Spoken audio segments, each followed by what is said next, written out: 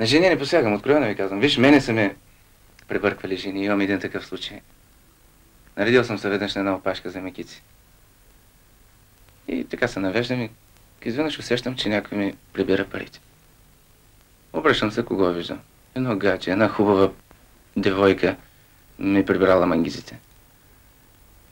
Казвам, извинете, мога ли така да ви бръкна в пасовете? Как си позволявате? Казвам, дай си ми мангизите, докато не са изиграли ганкиното по тебе. Какво? Сме една бедна студентка и така почва да й капят сълзите върху баницата. Бръкни да, бръкни.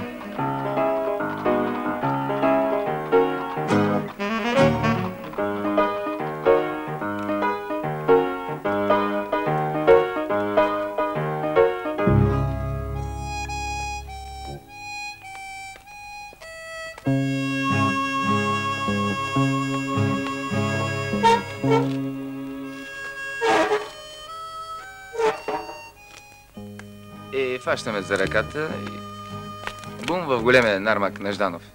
Един жакет 174 лева. Айде в България, лапай го джумравки.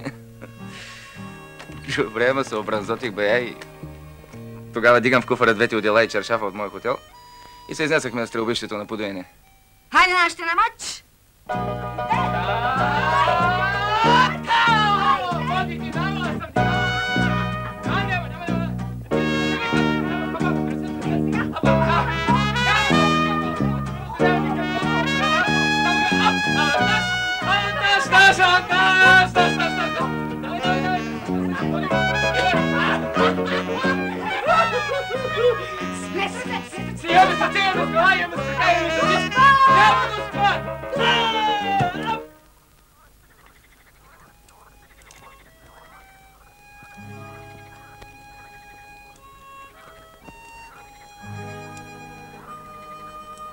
И през нощта ми вика, искаш ли кай да се оженим?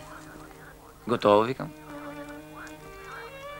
А жабите цяла нощ надуват като милиционери.